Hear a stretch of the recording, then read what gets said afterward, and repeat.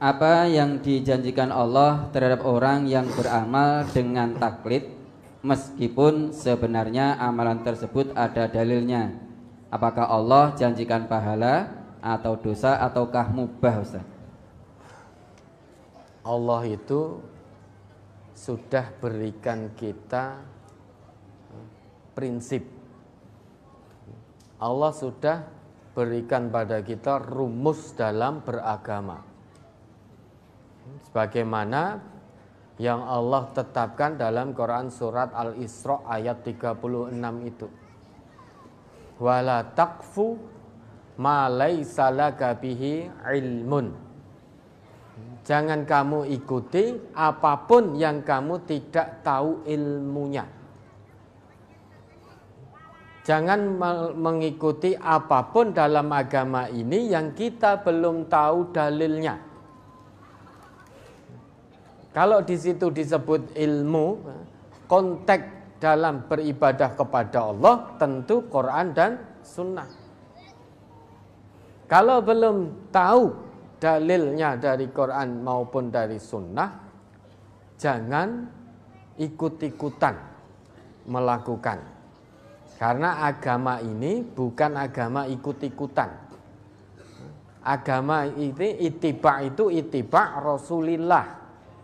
Kita mengikuti Nabi, tidak mengikuti selain Nabi. Yang paling paham tentang agama ini adalah Nabi. Maka kalau belum tahu ilmu dalil dari Quran maupun Sunnah, jangan mengikuti. Kenapa? Inna sam'a wal basara wal fu'ada kullu ulaika kana anhu mas'ula. Sesungguhnya pendengaran akan dimintai pertanggungjawaban di hadapan Allah. Kamu kok melakukan amal seperti itu, beribadah seperti itu, kamu mendengar keterangan dari siapa? Wal basar, penglihatan juga akan ditanya. Kamu melakukan satu amal perbuatan seperti itu, kamu melihat perbuatannya siapa? Wal fuad, hatimu condong kepada siapa? Semuanya akan ditanya. Dimintai pertanggungjawaban. Dan kita tidak akan bisa menjawab di hadapan Allah, ya Allah, aku begini karena aku mengikuti fulan.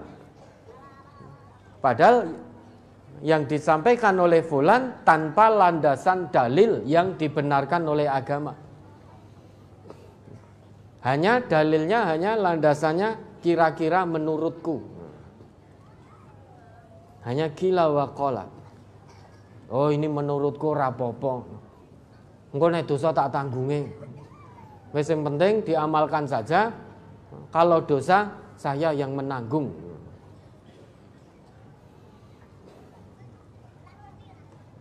Ini hanya dasarnya kira-kira.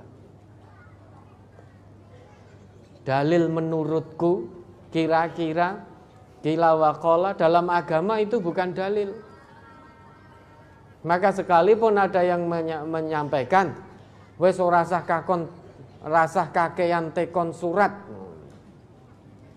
Engko nek dosa tak lakonane. Lah wong sekarang kita tanah atau mobil aja kita tanya suratnya secara detail kok.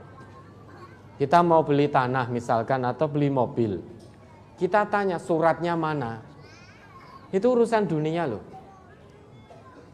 Urusan dunia. Kita tanya surat, nih suratnya mana? Oh, suratnya tidak ada. Kita nggak jadi beli, nggak mau. Mobil, mau beli mobil, suratnya mana? Oh, suratnya di Pegadaian. Kita nggak mau. Untuk masalah-masalah dunia kita detail tanya suratnya. Nah, masalah agama ojo kakean tekon surat. Nah, maka prinsip yang Allah berikan untuk kita beribadah, wala taqfu ma laisa laka bihi ilmun. Untuk kita tahu ilmu dalam agama ini, maka Allah perintahkan dalam Quran surat Ali Imran itu ayat 31-32. Qul Qul in kuntum tuhibbunallah fattabi'uni yuhibbukumullah wa yaghfir lakum dzunubakum wallahu ghafurur rahim. Katakan Muhammad, in kuntum tuhibbunallah fattabi'uni. Kalau betul kamu itu mencintai Allah, mengharapkan rahmat dan ridha Allah, hanya ada satu cara. Fattabi'uni, ikuti aku, yaitu Nabi. Sehingga ittiba'u Rasulillah. Kalau kita mengikuti Nabi semaksimalnya dalam beragama ini, karena yang mewariskan ilmu dalam agama ini yaitu Nabi. Kita ikuti warisan Nabi itu, ikuti Rasulullah, apa yang dituntunkan oleh beliau, yuhibbukumullah, niscaya Allah akan mencintaimu. Kalau Allah mencintaimu, wa yaghfir lakum dzunubakum, Allah akan ampuni dosa-dosamu. Karena dengan mengikuti Rasulullah berarti cara ibadah kita terarah. Dengan mengikuti Rasulullah berarti cara ibadah kita insya Allah lurus, tidak menyimpang. Kemudian ayat 32-nya, Qul ati'allah war rasula fa in tawallau fa innallaha la yuhibbul kafirin. Taati Allah, taati Rasul. Sudah lurus saja, jangan menggak-menggok. Jangan ditambahi, jangan dikurangi, lurus saja. Karena kalau kita menggak-menggok, potensi kita akan keluar dari apa yang menjadi warisan Nabi. Sedangkan Rasulullah diutus oleh Allah, pada diri Rasulullah itu ada suri toladan. Karena beliaulah yang menerima wahyu Al-Quran. Beliaulah yang menerima agama ini untuk disebarluaskan pada umatnya, pada manusia. Maka beliau yang paling paham tentang agama ini. Sehingga kata Allah, laqad kana lakum fi Rasulillah uswatun hasanah liman kana yarjullah wal yaumal akhir wa dzakarallaha katsira. Al-Ahzab 21. Sungguh telah ada pada diri Rasulullah suri toladan bagimu. Ingat ya, pada diri Rasulullah suri toladan bagimu. Bukan pada diri fulan, fulan, fulan, dan fulan, tapi pada diri Rasulullah. Bagi siapa itu? Siapa yang mau menjadikan Rasul sebagai suri toladan? Ternyata tidak semua manusia. Hanya 3 orang, 3 golongan yang mau menjadikan Rasulullah sebagai suri toladan. Yang pertama, liman kana yarjullah, yang mengharap rahmat, pertolongan dan ridho dari Allah, sehingga mau mengikuti Rasulullah. Yang kedua, wal yaumal akhir, yang mengharapkan kedatangan hari kiamat. Kemudian yang ketiga, wa dzakarallaha katsira, yang senantiasa ingat kepada Allah. Maka dia akan menjadikan Rasul sebagai teladan dalam segala hal, utamanya dalam ibadah kepada Allah. Karena Rasul yang paling paham tentang agama ini. Dan Rasulullah diutus oleh Allah itu untuk ditaati. Wa ma arsalna mir rasulin illa liyuta'a biiznillah. An-Nisa ayat 64. Dan tidaklah kami utus seorang Rasul melainkan agar ia ditaati dengan izin Allah. Ditaati berarti diikuti. Apa yang menjadi tuntunan beliau, yang menjadi ajaran beliau diikuti. Jika beliau melarang tentang sesuatu, kita tinggalkan. Jika beliau perintahkan tentang sesuatu, kita tunaikan semaksimalnya. Wa ma nahaitukum an syai'in fajtanibuhu. Jika aku cegah atau larang kalian dari mengerjakan sesuatu, maka jauhi, tinggalkan, jangan kamu kerjakan. Wa idza amartukum bi amrin fa'tu minhu mastata'tum. Jika aku perintahkan kamu untuk satu perbuatan, tunaikan perbuatan itu secara maksimal. Itu perintah dari Nabi kita. Hadis itu, perintah Nabi itu sejalan dengan apa yang menjadi ketetapan Allah di dalam Quran surat Al-Hasr ayat 7. Wa ma atakumur rasulu fakhuduhu wa ma nahakum anhu fantahu wattaqullaha innallaha syadidul iqab. Al-Hasr surat ke-59 ayat 7. Apa-apa yang Rasul datangkan pada kalian, terimalah. Dan apa-apa yang Rasul larang, yang Rasul cegah, maka tinggalkan, jauhi. Wattaqullah, bertakwalah kepada Allah. Untuk mengerjakan perintah Rasulullah, landasannya takwa, takwa Allah. Untuk meninggalkan apa yang menjadi larangan Rasulullah, landasannya takwa Allah. Innallaha syadidul iqab. Karena tanpa takwa Allah, ingat, hati-hati, sesungguhnya siksa Allah itu sangat keras. Yang diperintahkan oleh Rasul malah tidak kita kerjakan, yang dilarang oleh Rasul malah kita kerjakan. Ingat, innallaha syadidul iqab. Sehingga biar tidak taklid, ikuti Rasul. Taati Allah, taati Rasulullah. Maka lan tadillu, tidak akan sesat. Taklid itu sangat dilarang dalam agama. Jangan sampai tata cara beragama kita hanya ikut-ikutan. Hanya mengikuti nenek moyang kita. Coba diingat kembali itu Quran surat Al-Maidah ayat 104.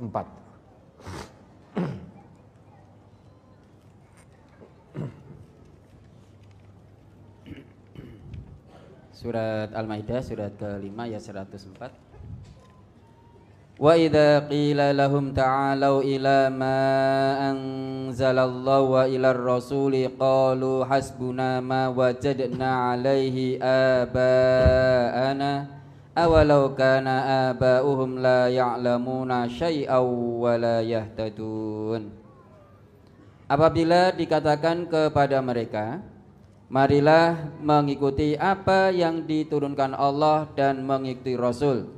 Mereka menjawab, cukuplah untuk kami apa yang kami dapati bapak-bapak kami mengerjakannya.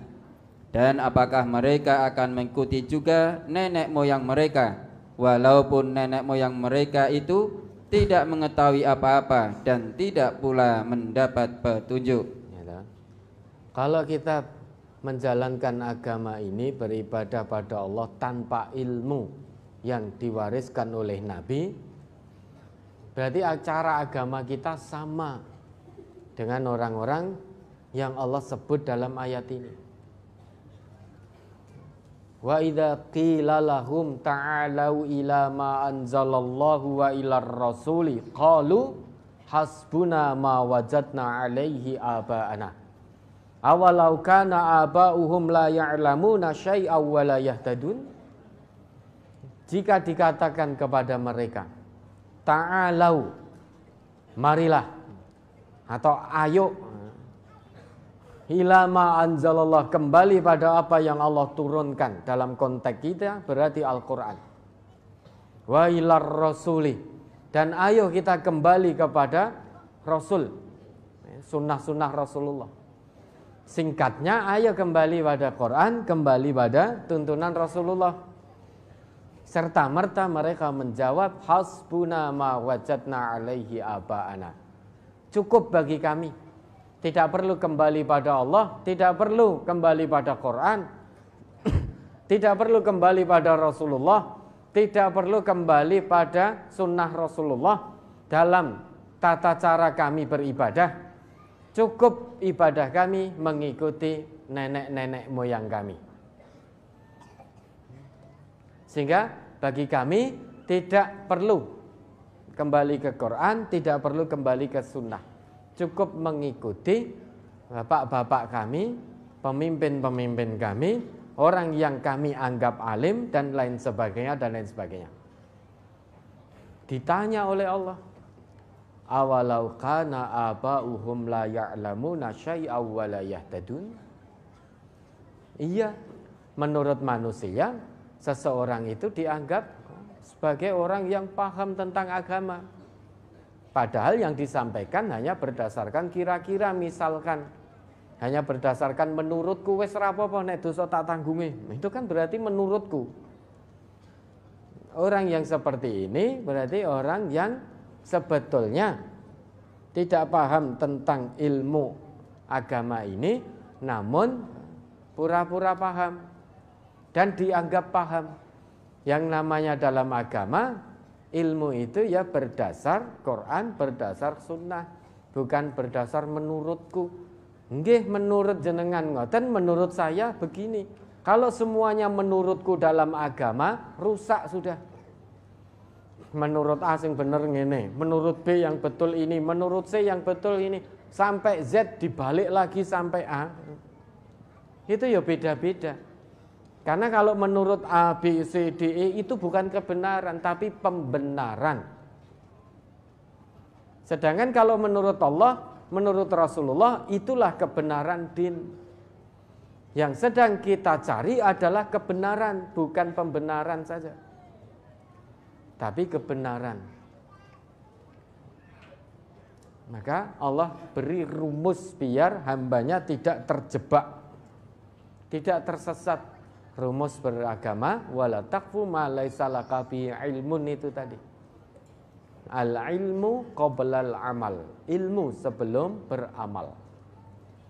Jadi sebelum melakukan satu amalan, ilmunya dulu, ada landasannya. Kalau sudah tahu ilmunya, ada landasan dalilnya, maka silahkan untuk diamalkan. Ya. Ilmu ini harus dilandasi dengan iman. Ilmu plus iman sama dengan amal. Sehingga orang yang berilmu dan beriman pasti dia beramal. Orang kalau punya ilmu dan ilmunya diikat dengan iman, maka ilmunya landasannya Quran dan Sunnah. Maka ilmu plus iman sama dengan amal. Ilmu tanpa iman, dia condong pada kekufuran. Potensi untuk mengarah kepada kekufuran, ilmu tanpa iman.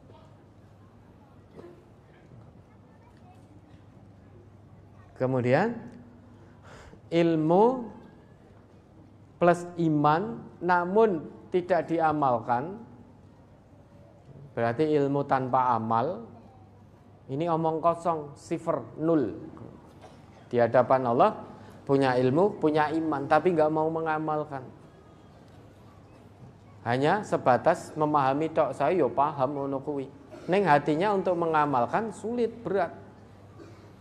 Maka ilmu tanpa amal sifar, nul di hadapan Allah. Nah yang ini amal tanpa ilmu, sombong. Amal tanpa ilmu itu sombong. Karena kita dalam beragama ini sudah ada patokan dari Allah. Allah turunkan Quran, Allah utus nabinya untuk mengajarkan agama ini. Sehingga kita ikuti nabi kita. Mengamalkan dalil bukan mendalilkan amal. Kita beragama ini mengamalkan dalil, bukan mendalilkan amal. Maka taklid sangat dilarang dalam agama. Ya, mudah-mudahan kita dijauhkan dari taklid. Sama panjenengan mendengarkan dari saya, kalau yang keluar tanpa dalil, wah ini menurutku bapak dan ibu, ya, jenengan puasa itu banyak kebaikannya. Nah, itu bukan dalil, wong menurutku.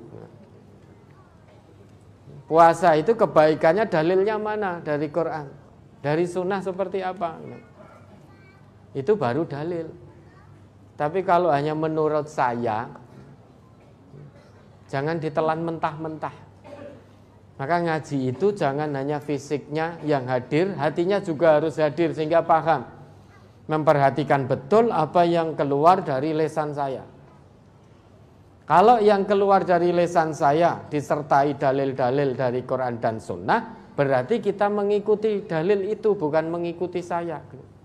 Kalau jenengan mengikuti saya, musyrik jenengan. Makanya dalam agama kita ini, ungzuru ila ma qala wala tanzuru ila man qala. Jangan tertipu pada yang menyampaikan. Kalau kita melihat pada orangnya, kita akan tertipu. Tetapi lihat apa yang disampaikan, sehingga kita tidak akan tertipu.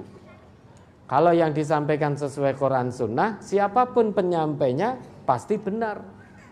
Karena Quran la raiba fi, tidak perlu diragukan. Siapapun penyampainya pasti benar kalau itu Quran yang disampaikan. Kalau yang disampaikan hadis-hadis Nabi yang sahih, benar. Maka lihat yang disampaikan, jangan lihat yang menyampaikan. Ya, mudah-mudahan bisa dipahami. Ada lagi? Menyambung tentang riba Ustaz ini. Rumah kami disewa oleh bank yang masih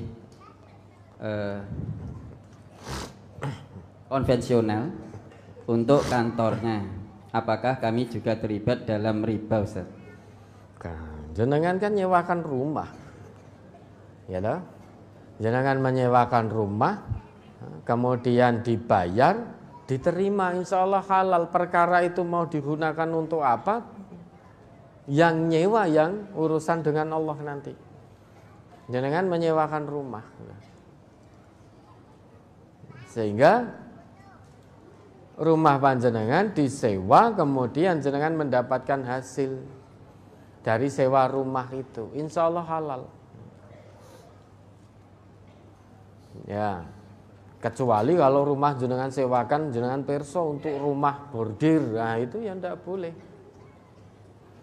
Untuk arena judi, itu yang tidak boleh. Ya, ada lagi.